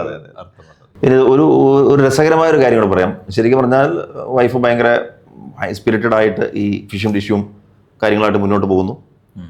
കഫേ അത് ഒരു ഗ്രാമത്തിൽ ഒരു സിംഗിൾ ഷോപ്പാണ് കേട്ടോ, അല്ലാതെ വേറെ സിറ്റി ഒന്നും അല്ല. അപ്പോൾ അവിടേക്ക് ആളെ എത്തിക്കണമെങ്കിൽ സം ഗിമ്മിക്സ് നമ്മൾ കാണിക്കണം. ഓക്കെ, അതൊക്കെ നമ്മൾ എന്ത് ചെയ്തു, 365 ദിവസവും ഈ കുമ്പിളപ്പം എന്ന സാധനമുണ്ട്, എടന ഇല. അത് നിങ്ങളെങ്ങനെ പറയുന്നുണ്ടെങ്കിൽ എടന എന്ന് പറഞ്ഞൊരു നല്ല സ്മെല്ലുള്ള ഒരു ഇലയുണ്ട്. ആ ഇലയ്ക്കകത്ത് ചക്ക പ്രോസസ്സ് ചെയ്തതും അരിപ്പൊടിയും കൂടി ചേർത്തിട്ട് ശർക്കരയെ കൂട്ടിയിട്ടുണ്ടാക്കുന്ന ഒരു സാധനം കുമ്പിളപ്പം. ചിലർ ചക്കയട എന്ന് പറയുന്നു, ചിലർ പൂച്ചയപ്പം എന്ന് പറയുന്നത്, പല പേരാണ്. പക്ഷെ ഭയങ്കര രസകരമായ സാധനമാണ്. അപ്പോൾ അത് നമ്മൾ 365 ദിവസം കിട്ടുമെന്ന് പറഞ്ഞിട്ടുള്ള ഒരു പരസ്യം ഇങ്ങനെ കണ്ടിന്യൂസ്ലി പോയി. അപ്പോൾ ആളുകൾ അത് വന്നു കഴിച്ചുകൊണ്ടിരിക്കുന്നു. പക്ഷേ ഒരു U-turn, അത് ഏതൊരു സംരംഭകൻ്റെ ലൈഫിൽ അത് ഉണ്ടാകും ഇങ്ങനെ എന്തെങ്കിലുമൊക്കെ. ഇപ്പോൾ ഇവിടെ സംഭവിച്ചത് വൈഫിന് cancer stage 2 breast cancer diagnose ചെയ്തു. അപ്പോൾ ഞാൻ ഏറ്റവും അഭിമാനത്തോടെ പറയട്ടെ, സാധാരണ ഒരാളായിരുന്നെങ്കിൽ ഒരു വർഷം നിരാശപ്പെട്ട് ചിലപ്പോൾ അത് മാറിയിരുന്നേനെ. പക്ഷേ ആളൊരു വളരെ ബോൾഡായിട്ടൊരു തീരുമാനം എടുത്തു. സോഷ്യൽ മീഡിയയിൽ അത്രയും ആക്റ്റീവ് ആകാത്ത ആൾ എന്ത് ചെയ്തു, കൂടുതൽ ആക്റ്റീവായി. കീമോയ്ക്ക് പോകുമ്പോഴൊക്കെ today is my second chemo എന്നൊക്കെ പറഞ്ഞ് പോസ്റ്റ് ഇട്ട് ക്യാൻസർ അത്ര ഒരു വലിയ കാര്യമല്ല എന്നുള്ള ഒരു രീതിയിൽ അത്ര ഒരു ബോൾഡായിട്ട് അടുത്തൊരു തീരുമാനമെടുത്തത്, the show must go on. നമ്മൾ എന്താണോ ചെയ്തുകൊണ്ടിരുന്നത് അത് തുടർന്ന് നമുക്ക് കൊണ്ടുപോകണം എന്നൊരു തീരുമാനം എടുത്ത്. അതൊരു വലിയൊരു വലിയൊരു മെസ്സേജാണ്. എല്ലാവർക്കും അങ്ങനെ ഒരു മൈൻഡ് സെറ്റ് ഉണ്ടായിട്ടില്ല. കാരണം ചെറിയൊരു പ്രശ്നം വരുമ്പോഴേക്കും നമ്മൾ തളർന്നു പോകും, ഭയങ്കരമായിട്ട് തളർന്നു. എല്ലാവരും തളരും, അതാണ് ഇതിന്റെ പ്രശ്നം. എല്ലാവർക്കും അത് എഫക്ട് ചെയ്യുന്നുള്ളതാണ് മാനസികമായിട്ട്. പത്രത്തിൽ നല്ലൊരു അതിൽ നമ്മളെ പ്രചോദിപ്പിച്ച ഒരാളുടെ കഥ കൂടി പറയാം. അത് കഥയല്ല, ശരിക്കും പറഞ്ഞാൽ ഹാരിസ് കാട്ടകത്ത് എന്നൊരു വ്യക്തി, അദ്ദേഹത്തിൻ്റെ മകന് ഇതുപോലെ തീരെ കൈക്കുഞ്ഞായിരുന്ന സമയത്ത് മകന് ക്യാൻസർ വന്ന് പെട്ടെന്ന് തന്നെ അഡ്മിറ്റഡ് ആവുന്നു. അദ്ദേഹം ആ സമയത്ത് ലക്കിലി അന്നൊരു അമേരിക്കൻ വിസിറ്റിൻ്റെ സമയത്താണ് ഇത് ഡയഗ്നോസ് ചെയ്യപ്പെട്ടത്, ഈ കൈക്കുഞ്ഞിന് ഇതുണ്ടെന്നുള്ളത്. അപ്പോൾ അദ്ദേഹം അവിടെയുള്ള ഏറ്റവും നല്ല ഹോസ്പിറ്റൽ, സെൻറ്റ് ജൂഡ് ഹോസ്പിറ്റൽ, അതാണ് ക്യാൻസറിൻ്റെ ലോകത്തിലെ ഏറ്റവും മികച്ച ചികിത്സ, അത് ലക്കിലി അദ്ദേഹത്തിന് അവിടെ. അപ്പോൾ അവിടെ ആ കുട്ടികൾ ട്രീറ്റ് ചെയ്യുന്ന രീതി, അവരെ കൗൺസിലിംഗ് ചെയ്യുന്ന രീതി, ഇതെല്ലാം അതിലൂടെ ഇദ്ദേഹം കടന്നു പോകുന്നു. അപ്പോൾ അവിടെ ഈ കുട്ടികൾ കീമോയ്ക്ക് പോകുമ്പം അലങ്കരിച്ച ഒരു വണ്ടി പോലെ ഒരു വീൽ ചെയർ എന്തോ ആയിക്കോട്ടെ അലങ്കരിച്ചിട്ട് ബലൂണെല്ലാം വെച്ചിട്ട് I am going for my 3rd chemo 4th chemo എന്നൊക്കെ പറഞ്ഞിട്ട് ഒരു സെലിബ്രേഷൻ മൂഡിലാണ് അവരെ കൊണ്ടുപോവുകയും അവരെ ട്രീറ്റ് ചെയ്യുകയും ഒക്കെ ചെയ്യുന്നത്. അപ്പോൾ അത് അദ്ദേഹത്തിൻ്റെ ലൈഫിൽ ഒരു ഭയങ്കര ലേണിംഗ് കിട്ടി. ഓക്കെ, പക്ഷെ കേരളത്തിൽ അറിയാലോ ഇങ്ങനെയും ഈ ഒരു അസുഖത്തെ ഫൈറ്റ് ചെയ്യാമെന്നുള്ള ഒരു ഇൻസൈറ്റ്, സന്തോഷത്തോടുകൂടി ഫൈറ്റ് ചെയ്യാന്നുള്ളത്. അതെ. അപ്പോൾ അദ്ദേഹം തിരിച്ച് കേരളത്തിൽ വന്നപ്പോൾ അദ്ദേഹം ഇപ്പോൾ ദുബായിലാണ്, he's entrepreneur from Dubai. Okay, അദ്ദേഹം കേരളത്തിൽ നമുക്ക് ഈ രീതിയിലുള്ള ഒരു പ്രോട്ടോക്കോൾ, പ്രത്യേകിച്ച് കുട്ടികൾക്കുള്ള ക്യാൻസർ ചികിത്സ ചെയ്യാന്നുള്ളത്. അപ്പോൾ അങ്ങനെ അദ്ദേഹം hope child cancer care foundation എന്നുള്ളൊരു ചാരിറ്റി ഓർഗനൈസേഷൻ അദ്ദേഹം രൂപം കൊടുത്തു. ഇപ്പോൾ കേരളത്തിൽ 5 സ്ഥലത്ത് വളരെ വിജയകരമായിട്ട്. അപ്പോൾ ഞങ്ങൾ നിഷയ്ക്ക് ഈ രീതിയിൽ പെട്ടെന്ന് ഇത് ഡയഗ്നോസ് ആയ സമയത്ത് ഞങ്ങൾ അദ്ദേഹത്തെ പോയി, അതിൻ്റെ സുഹൃത്താണ്, ഞങ്ങൾ സുഹൃത്തുക്കളാണ്, പോയി കാണുകയും അദ്ദേഹം അത് വളരെ പോസിറ്റീവിൽ നമുക്കൊരു പ്രചോദനമായിട്ട്. അപ്പോൾ അദ്ദേഹം പറഞ്ഞത് നത്തിങ് ടു വറി, സെലിബ്രേറ്റ് ചെയ്യുക, അല്ലാതെ മൈൻഡ് സെറ്റ് പ്രധാനമാണെന്നുള്ള സാധനം അദ്ദേഹം പറഞ്ഞു. അങ്ങനെ നമ്മൾ പെട്ടെന്ന് തന്നെ എന്ത് ചെയ്തു, അത് അറിയുമ്പോൾ ഉണ്ടാവില്ല, ഏതൊരാൾക്കും ഒരു ഷോക്കും ഒക്കെ ഉണ്ടാവുമല്ലോ സ്റ്റിൽ. ഓക്കെ, അപ്പോൾ ഫിഷും ടിഷ്യും അപ്പോൾ അത് കണ്ടിന്യൂ ചെയ്തു അല്ലേ? അത് കണ്ടിന്യൂ ചെയ്തു നമ്മൾ. അതിപ്പോ എങ്ങനെയാ സെല് ചെയ്ത് നിങ്ങൾ? 250 ഗ്രാമിന്റെ പാക്ക് ആളുകൾക്ക് അയച്ചു കൊടുക്കുന്നു. ഓൺലൈനിൽ അവൈലബിൾ ആണ്. ആൾക്കാർക്ക് വേണമെങ്കിൽ അത് ഓർഡർ ചെയ്തിട്ട് നമ്മൾ അയച്ചു കൊടുക്കുന്നു. അങ്ങനെ പിന്നെ നമ്മൾ ഇത് ആദ്യം ആൾക്കാരൊന്ന് ഉപയോഗിക്കണമല്ലോ, കാരണം അതിന് നമ്മൾ ചെയ്തത്, ഞാൻ പഴയ ഡയറക്റ്റ് മാർക്കറ്റിംഗ് ആളായതുകൊണ്ട് ഞാൻ തന്നെ ഈ സാധനം ബാഗിലെടുത്ത് നേരെ അടുത്ത സ്കൂളിലേക്ക്, തൊട്ടടുത്ത ഏരിയ എല്ലായിടത്തും നമ്മൾ കയറി. അപ്പോൾ അവിടെ ഒരു ഓൺട്രപ്രണർ എന്താ പറയുക, വീണ്ടും നമ്മളെ പഴയ സാധനം അത് ഇപ്പോൾ ഞാൻ ചെയ്താൽ എങ്ങനെ ഉണ്ടാകും എന്നുള്ള ഒരു ഇയാൾ മീൻ വിൽപ്പനയ്ക്ക് വന്നിരിക്കുന്നല്ലോ, പ്രശ്നമല്ല. നമ്മളെ സംബന്ധിച്ചിടത്തോളം ഈ ബ്രാൻഡ് ആളുകളിലേക്ക് എത്തണമെങ്കിൽ നമ്മൾ ഇറങ്ങിയേ പറ്റൂ. ഞാൻ പോയി ടീച്ചേഴ്സിൻ്റെ അടുത്ത് പോയി അവരോട് പറഞ്ഞു, ഇത് ഇങ്ങനൊരു സംഭവമാണ്, പുതിയ സാധനമാണ്, നിങ്ങൾ ഇതൊന്ന് കഴിച്ചു നോക്കണം. സാമ്പിൾ ഉണ്ടാക്കി കൊണ്ടുപോയി, റെഡി ടു ഈറ്റ്. എന്നിട്ട് അവർ കൊടുത്തു, നിങ്ങൾ ഇന്ന് ലഞ്ചിൻ്റെ കൂട്ടത്തിൽ ഇതൊന്ന് കഴിച്ചു നോക്കുക, ഇഷ്ടപ്പെട്ടാൽ ഈ പാക്കറ്റ് വാങ്ങുക, ഒരു ഫീഡ്ബാക്ക് നൽകുക എന്ന് പറഞ്ഞിട്ട് എന്ത് ചെയ്തു, ഫസ്റ്റ് ബാച്ച് നമ്മുടെ പ്രൊഡക്ഷൻ ആ രീതിയിൽ നമ്മൾ ഏകദേശം കംപ്ലീറ്റ് ആക്കിക്കൊണ്ടിരിക്കുന്നു. കുഴപ്പമില്ല. അതെ, തീർച്ചയായിട്ടും ഫിഷും ഡിഷും ഒരു സക്സസ് ആവട്ടെ, അങ്ങനെ ആക്കണം. Of course. അതുപോലെ തന്നെ എനിക്ക് തോന്നുന്നു ഒരു റിസോർട്ട് കോൺസെപ്റ്റുമായി ബന്ധപ്പെട്ട് എന്തോ ഒരു ഓണ്ടർപ്രണർഷിപ്പ് ആക്ടിവിറ്റീസുകളൊക്കെ ചെയ്യുന്നുണ്ട്. ഒരു റിസോർട്ട് റീസെന്റ് നിയർ ബൈ, അത് വയനാട് നമ്മളൊരു പ്രോപ്പർട്ടി എടുത്തിട്ട് ചെയ്തിരുന്നു. അത് വലിയ പ്രതിസന്ധികളിലൂടെ കടന്നുപോയി. നമ്മൾ അതിനോട് സുല്ല് പറഞ്ഞിരുന്നു, തോറ്റ് പിന്മാറി. ഓക്കെ, ആ സമയത്ത് ശരിക്കും അഡ്വഞ്ചർ ആക്ടിവിറ്റി ഒന്നും ഒരു സ്ഥലത്തും ഇല്ലാതിരുന്ന സമയത്ത് അഡ്വഞ്ചർ ക്യാമ്പിംഗ് എന്നുള്ള ടാഗ് ലൈനോട് കൂടി നമ്മൾ തുടങ്ങിയതായിരുന്നു. അന്ന് സിപ്പ് ലൈനും അല്ലെങ്കിൽ അങ്ങനത്തെ ഈ അഡ്വഞ്ചർ ആക്ടിവിറ്റി ഉള്ള, അതും ഏറ്റവും ഓഫ് റോഡ് ജീപ്പ് കയറി ആ യാത്ര തന്നെ മനോഹരമാണ്. എനിക്ക് ഓർമ്മയുണ്ട്, കാരണം ഞാൻ അതിന്റെ ഇനാഗുറേഷൻ ഡേയിൽ നിങ്ങളൊക്കെ വന്നിരുന്നത് ലൈഫിൽ ആദ്യത്തെ ഓഫ് റോഡ് എക്സ്പീരിയൻസ് ആയിരുന്നു. നമ്മുടെ ലോകത്തിലുള്ള സകല ദൈവങ്ങളെ വിളിച്ച് അത്രയും നല്ലൊരു പീക്ക് പോയിന്റിലായിരുന്നു. ഭയങ്കര ഒരു എക്സ്ട്രാ ഓർഡിനറി എക്സ്പീരിയൻസ് ഉള്ള. അന്ന് നമ്മൾ ഇട്ട പേര് കുറച്ച് എക്സാജറേഷൻ ആയിരുന്നു, ഡയർ 5000 എന്നായിരുന്നു. അതിന്റെ ക്യാപ്ഷൻ 5000 അടി മുകളിൽ 5000 മരങ്ങൾക്ക് നടുവിൽ. അപ്പൊ ആളുകൾ എന്ത് ചെയ്തു, ക്വസ്റ്റ്യൻ ചെയ്യും, അതിന് 5000 അടി ഇല്ലല്ലോ. അപ്പൊ ഞാൻ പറഞ്ഞു, നിങ്ങൾ അടി ലേശം കുറച്ച്, മരങ്ങൾ 5000-ൽ കൂടുതലുണ്ട്. അപ്പൊ അതിലൊന്ന്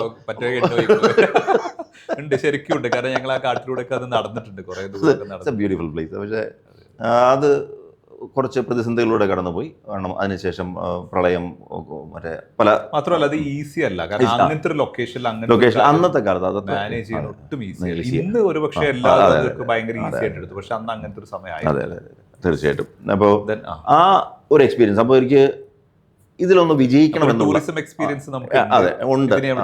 ഞാൻ ആ തോൽവിയിൽ നിന്ന് എനിക്കൊരു വിജയിക്കണം എന്നുള്ളൊരു സാധനം വന്നു. അപ്പോൾ ഇപ്പൊ കറക്റ്റ് നമ്മുടെ ഗ്രാമത്തിൽ തന്നെ, പുല്ലൂരാമ്പാറ തന്നെ ഒരു വെള്ളച്ചാട്ടത്തിൻ്റെ തൊട്ട് അടുത്ത് തന്നെ റിവർ സൈഡ് ഒരു റിസോർട്ട് നമ്മൾ എന്താ പറയുക, റിവർ എക്സ്പീരിയൻസിന് വേണ്ടിയിട്ട് ആളുകൾക്ക് റിവർ എക്സ്പീരിയൻസ്, ഒരു വെള്ളച്ചാട്ടമാണ്, ആളുകൾക്ക് നീന്താനുള്ള സൗകര്യമുണ്ട്, വെറുതെ വെള്ളത്തിൽ ഇറങ്ങി കിടക്കാനുള്ള സൗകര്യം, നാച്ചുറലായിട്ട്, സ്വിമ്മിംഗ് പൂളൊന്നുമില്ല, ഏറ്റവും നല്ല.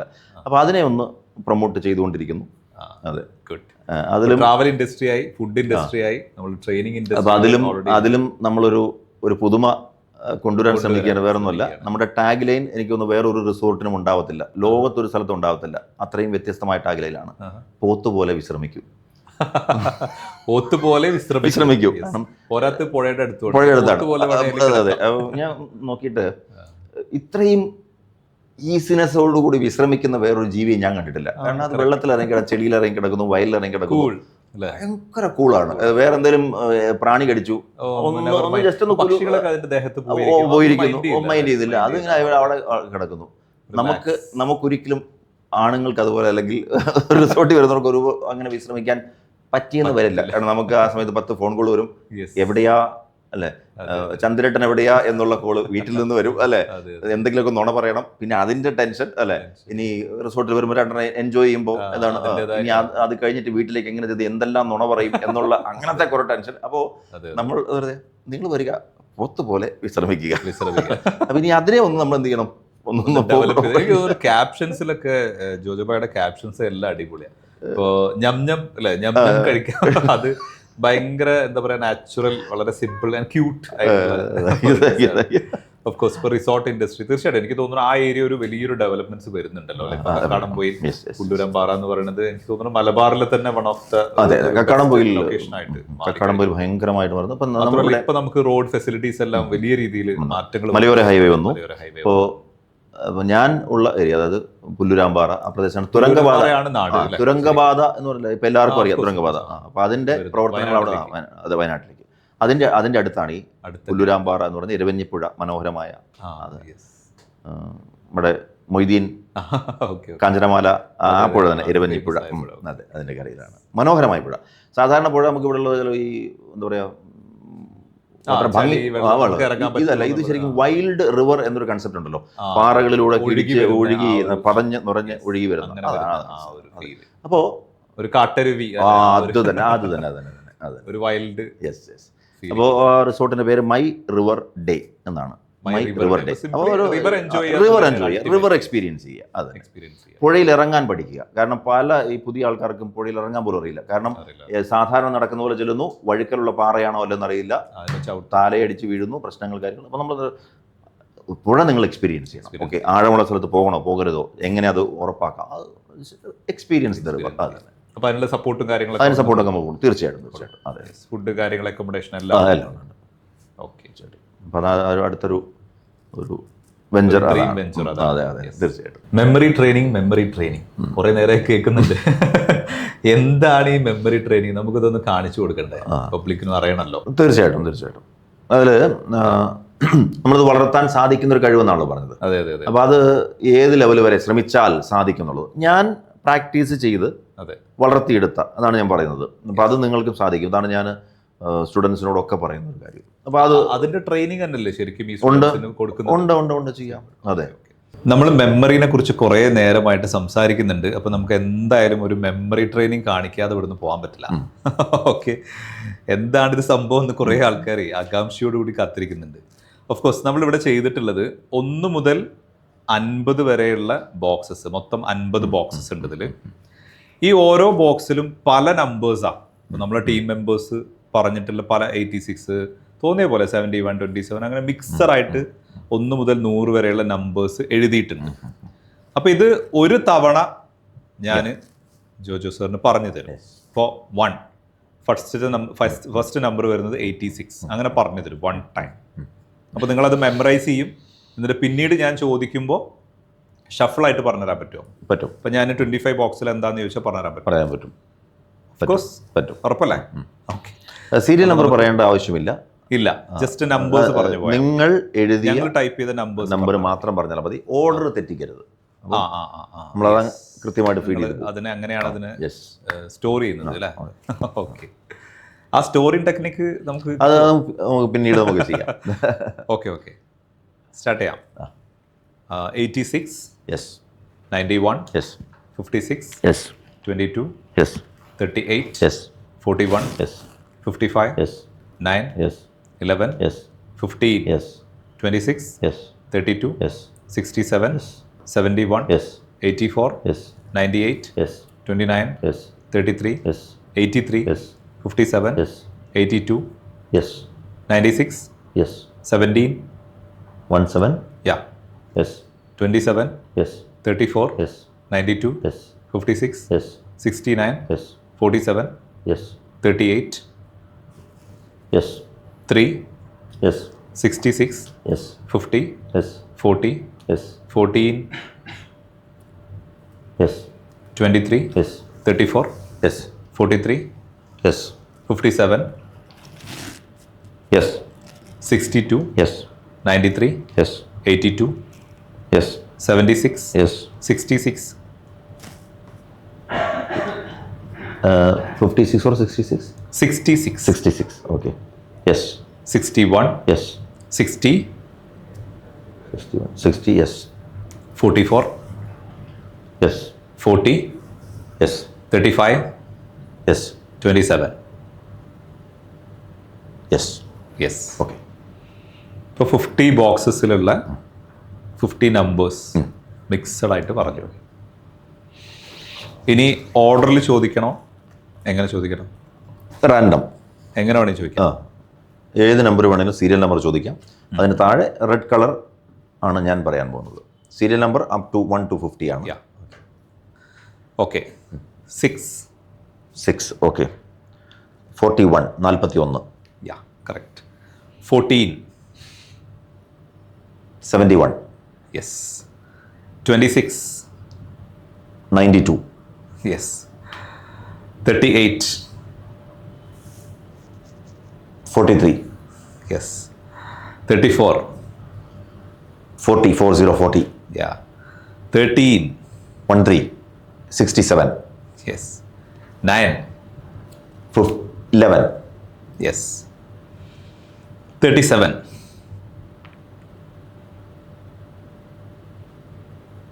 34. യെസ്. 44.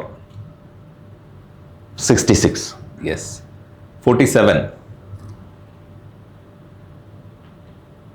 40. Sorry, 44. യെസ്. 49. 35. 50. 27. 1. 86. യെസ്. നമുക്ക് ഇനി വേണമെങ്കിൽ കോളം കോളം വൈസ് പറയാം. കോളം വൈസ്, അതായത് മുകളിൽ നിന്ന് താഴേക്ക്, താഴെ നിന്ന് മുകളിലേക്ക്. 1, 2, 3. അപ്പോൾ ഒരു 1 മുതൽ 10 വരെയുള്ളതിൽ ഏതൊരു സീരിയൽ നമ്പർ ചോദിച്ചാൽ ഞാൻ മുകളിൽ നിന്ന് താഴേക്ക് ശ്രമിക്കുന്നു. 1 മുതൽ 10 വരെ ഉള്ള ഏത് നമ്പർ ഞാൻ row wise from top to bottom. മേലിൽ നിന്ന് താഴേക്ക് അല്ലേ? ഓക്കെ. 6 to 46. 6 to 46. ഓക്കെ, ശരി. സോ സ്റ്റാർട്ടിങ് 41 ആണല്ലോ. ഓക്കെ, then it is 98 അല്ലേ? അതെ. അടുത്തത് 92. അടുത്തത് 23. Yes. And the last one 46. It's 40. അല്ല, സോറി, 60. യെസ് അല്ലേ? കറക്റ്റ്. ഇനി ഒരെണ്ണം വേണം താഴെ നിന്ന് മുകളിലേക്ക് ശ്രമിക്കുന്ന. ഓക്കെ, അങ്ങനെയാണെങ്കിൽ 43 to 3. ഓക്കെ. 43. 76 ആരംഭം. ഓക്കെ. അടുത്തത് 50. Yes. Then 17. Yes. 67. Yes. The last one, it is 56. Yes. Thank you. Super. ഇനി എങ്ങനെ നീ ഇത് മുഴുവൻ പറയാൻ പറ്റും.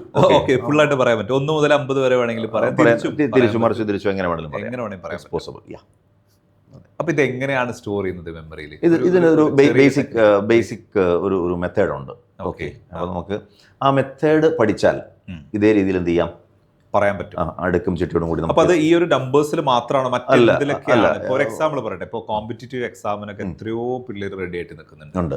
IAS ഉം IPS LKG മുതൽ എക്സാം അല്ലേ? അവർക്ക് എങ്ങനെയാ? ഓക്കെ, ഉദാഹരണത്തിന് ഫസ്റ്റ് വേൾഡ് വാർ ആരംഭിച്ചത് 1914 എന്നുള്ള ഒരു ഫാക്ട്, അതൊരു ഫാക്ടാണ്. ഒരിക്കലും അത് മാറത്തില്ല. ശരിയല്ലേ? അത് പഠിച്ചു വെച്ചാൽ മതിയല്ലോ, അത് മെമ്മറിയിൽ സ്റ്റോർ ചെയ്താൽ മതിയല്ലോ. സെക്കൻഡ് വേൾഡ് വാർ ആരംഭിച്ച വർഷം 39. എക്സാമ്പിൾ ഞാൻ വർഷം വെച്ച് പറയുകയാണ്. Okay, for example. ഓക്കെ, അപ്പോൾ ഈ GK എന്ന സാധനം PSCക്കോ മറ്റു കാര്യങ്ങൾ പഠിക്കുന്നത്, ആ ഫാക്ട് ഇന്ന് ഒരെണ്ണം നാളെ വേറൊരെണ്ണം അങ്ങനെ നാളെ മാറുന്നില്ല, പെർമനന്റ് ആണ്. അത് എളുപ്പമാണ്. അത് നമ്മുടെ ലോങ് ടൈം മെമ്മറിയിൽ ഇത് സ്റ്റോർ ചെയ്യാനുള്ള മെത്തേഡ്. അത് എങ്ങനെ പഠിച്ചാൽ ലോങ് ടൈം മെമ്മറിയിൽ കാര്യങ്ങൾ സ്റ്റോർ ചെയ്യാം, സംഭവം പഠിക്കണം, അത് മനസ്സിലാക്കണം. മെമ്മറിയിൽ റീറ്റെയിൻ ചെയ്യാൻ, റിട്ടൻഷൻ നമ്മുടെ മെമ്മറിയിൽ നിലനിർത്താൻ വേണ്ടി എന്തെല്ലാം കാര്യങ്ങൾ നമ്മൾ ചെയ്യണം, എങ്ങനെ റിവിഷൻ ചെയ്യണം. And there is a method called super revision technique. Super revision technique. Okay, അതൊരു സിസ്റ്റമാണ്. ആ സിസ്റ്റം എന്ത് ചെയ്യുക, നമ്മൾ ഫോളോ ചെയ്താൽ ഏതൊരാൾക്കും ഒരു 99% കാര്യങ്ങളും ആക്യുറസിയോടുകൂടി മെമ്മറിയിൽ സ്റ്റോർ ചെയ്യാൻ സാധിക്കും. അതിന് കാരണം നമ്മളാരും ഫോട്ടോഗ്രാഫിക് മെമ്മറി ഉള്ള അതിമാനുഷ്യർ ഒന്നുമല്ല, നോർമൽ പീപ്പിൾ. അപ്പോൾ നമ്മൾ കുറച്ച് എക്സ്ട്രാ ഇതിനു വേണ്ടിയിട്ട് വർക്ക് ചെയ്യണം. എന്തെങ്കിലും ഇപ്പോൾ സിമ്പിൾ, നമ്മളെ സാധാരണ നമ്മുടെ ഈ ഒരു പ്രേക്ഷകർക്ക് കുറെ മെമ്മറി ഇഷ്യൂസ് ഒക്കെ ഉണ്ടാവും. ഒരു ബേസിക് ലെവലിൽ നമുക്ക് എല്ലാ കാര്യങ്ങളും ഓർമ്മിച്ചെടുക്കാൻ, ഒരു ചെറിയ കാര്യം എങ്ങനെയാണ് ഓർമ്മിച്ചെടുക്കാൻ ഒരു ടിപ്പായിട്ട് എന്താ? ഓക്കെ, രണ്ട് ആംഗിൾ ചെയ്യാം. ഒന്നൊരു സ്റ്റുഡൻറ്റിൻ്റെ ആംഗിൾ ചെയ്യാം. ഓക്കെ, ഫോർ എക്സാമ്പിൾ പെട്ടെന്ന് ടെക്നിക്ക് എന്താണെന്ന് മനസ്സിലാക്കാൻ വേണ്ടിയിട്ട്. ഓക്കെ, ഞാനൊരു ചോദ്യം തിരിച്ചു ചോദിക്കുകയാണ്, പെട്ടെന്ന് ഉത്തരം പറയണം. 25 × 25 25 ഗുണിക്കണം 25 പറയാൻ പറ്റുമോ? നല്ല ടൈം എടുക്കും, സമയമെടുക്കും. ഓക്കെ, ശരി. മിക്കവാറും പ്രേക്ഷകർ ഇപ്പോൾ പറഞ്ഞു 625 അറിയാവുന്നവരുണ്ടാവാം. 625. ഓക്കെ, ഇനി ഇതെങ്ങനെ എന്നുള്ളത് ഞാൻ പെട്ടെന്നൊന്ന് പറയാൻ പോകുന്നു, ഒന്ന് നോക്കിക്കോളൂ. ഒരു ടെക്നിക്ക് ഉണ്ട്. ഓക്കെ, 25 5-ൽ അവസാനിക്കുന്ന നമ്പറുകൾ ഒരേ നമ്പറുകളാണെങ്കിൽ ഗുണിക്കാനായിട്ട് വളരെ എളുപ്പമാണ്. 5 ഗുണിക്കണം 5 നമുക്കറിയാം എത്രയാ? 25 ആണ്. ഓക്കെ, അപ്പോൾ ഉത്തരത്തിൻ്റെ ആൻസറിൻ്റെ ലാസ്റ്റ് 2 ഡിജിറ്റ്സ് നമ്മൾ മൈൻഡ് ചെയ്യേണ്ട, അത് 25 ആയിരിക്കും. ഫോർ എക്സാമ്പിൾ 25 × 25 625 അല്ലേ? അതാ പറഞ്ഞാൽ 62. ആ 25 മൈൻഡ് ചെയ്യേണ്ട. നമ്മൾ 25 എന്ന് കേൾക്കുമ്പോൾ നമ്മൾ 2 എന്ന നമ്പർ മാത്രം പിടിക്കുക. 2 അടുത്ത നമ്പർ ഏതാണ്? 2 + 1 5. 2 + 1 3. 2ന്റെ മുകളിലുള്ള നമ്പർ അടുത്ത നമ്പർ 3. ഇത് തമ്മിൽ ഗുണിക്കുക. 3 ഗുണിക്കണം 2. 3 × 2 6 കിട്ടിയാൽ 25 ചേർത്ത് പറഞ്ഞാൽ ആൻസറായി. ക്ലിയർ? എങ്കിൽ ഇപ്പൊ ഞാൻ പറഞ്ഞല്ലോ 25 ഗുണിക്കണം 25 എന്ന് ചോദിച്ചപ്പോൾ നിങ്ങൾക്ക് ഇനി ഞാൻ ചോദിക്കുന്നു, ഒന്ന് ശ്രമിക്കുക. 35 × 35 5 മറന്നേക്കുക. 3ൽ ഫോക്കസ് ചെയ്യുക. 3ൽ ഫോക്കസ് ചെയ്യുക. 3 + 1 3 + 1 4. ഇനി ഇത് തമ്മിൽ ഗുണിച്ചേ. 4 × 3 4 × 3 ഇത് തമ്മിൽ ഗുണിക്കുക. 12. ഇത് 35 ആണ് ഞാൻ ചോദിച്ചത്. Okay, focus on 3. 3ൽ ഫോക്കസ് ചെയ്യുക. 5 × 5 25 ആണല്ലോ ആൻസറിലുണ്ടല്ലോ. Okay, focus on 3. 3 + 1 4. ഇനി ഇത് തമ്മിൽ ഗുണിക്കുക. 4 × 3 12. 12 കിട്ടിയാൽ 25 ചേർത്ത് പറഞ്ഞാൽ ആൻസറായി. 1 2 25. ഒന്നുകൂടെ ചോദിക്കുന്നു, സിമ്പിൾ. 45 × 45 focus on 4. 4ൽ ഫോക്കസ് ചെയ്യുക. 5 1 ചേർത്തു 5 കിട്ടി. ഇത് തമ്മിൽ ഗുണിക്കുക. നിങ്ങൾ കണക്കിൽ എന്നേക്കാൾ വീക്കാണ്. 20 കിട്ടിയാൽ ആൻസറായി. 20 25 വിൽ ബി ദ ആൻസർ. എനിക്ക് തോന്നുന്നു നിങ്ങൾ ടെക്കി ആയതുകൊണ്ട് വീക്കാണ്, അതുകൊണ്ട്. പക്ഷെ പ്രേക്ഷകർക്ക് ഇത് മനസ്സിലായിട്ടുണ്ടാവുമെന്ന് വിശ്വസിക്കുന്നു. സോ മനസ്സിലായ ആളുകൾ 85 × 85 ചുമ്മാ ചെയ്ത് നോക്കാം. ട്രൈ നോക്കിക്കോളൂ. ഞാനൊരു ഇത് ബേസിക് വേദിക് മാത്സ്. പക്ഷെ ഞാനിത് ഇതിന് ടെക്നിക്ക് ഉണ്ട് എന്ന് പറയുമ്പോൾ ഇത് കണക്കിൽ എക്സ്പേർട്ട് ആവണമെന്നില്ല, മറിച്ച് വി ഷുഡ് നോ ദ ടെക്നിക്കാണ്. അപ്പം ഈ മെമ്മറിക്ക് ഇതുപോലെ എന്നെ പോലത്തെ ഒട്ടും കണക്കറിയാത്ത ആൾക്കാരെ വരെ നമുക്ക് എന്ത് ചെയ്യാം, നമുക്ക് പഠിപ്പിച്ചെടുക്കാം. പോസിബിൾ. ഇനി നമുക്ക് സ്പീഡ് കൂട്ടാം. അത് നമുക്ക് അപ്പം ഞാൻ അതൊരു സ്പെഷ്യൽ പ്രോഗ്രാം തന്നെ ചെയ്യുന്നുണ്ട്. മാത്സിലെ basic number addition multiplication speed കൂട്ടാൻ വേണ്ടിയിട്ടുള്ള ഒരു പ്രോഗ്രാം. ചില സ്കൂളുകൾക്കൊക്കെ അത് മാത്സിലൊക്കെ കുറച്ച് ബാക്കിലാണെങ്കിൽ തീർച്ചയായിട്ടും ഭയങ്കരമായിട്ട് നമുക്ക് സ്പീഡ് കൂട്ടാൻ പറ്റും. ആ സ്പീഡ് കൂട്ടാനുള്ള ടെക്നിക്ക് ഉണ്ട്, പ്രാക്ടീസ് ഉണ്ട്, അത് നമുക്ക് ചെയ്യിപ്പിച്ചെടുക്കാം. ഇനി സ്കൂൾ മാത്തമാറ്റിക്സിൽ പോലെ തന്നെ മറ്റ് സബ്ജക്റ്റുകളിലും ഇത് ഹെൽപ്ഫുൾ ആണോ? ഇത് മെമ്മറി മാത്സുമായിട്ട് ഒരു ബന്ധവുമില്ല. ഞാനിതൊരു എക്സാമ്പിൾ പറഞ്ഞു എന്ന് മാത്രം. ഏതൊരു physics anything is easy. C, നമുക്കൊരു കത്തി കിട്ടിയാൽ നമുക്ക് ഇന്ന സാധനമേ മുറിക്കാൻ സാധിക്കുന്നില്ല. അതെങ്ങനെ മുറിക്കുന്നു, എത്ര ഫാസ്റ്റ് മുറിക്കുന്നു.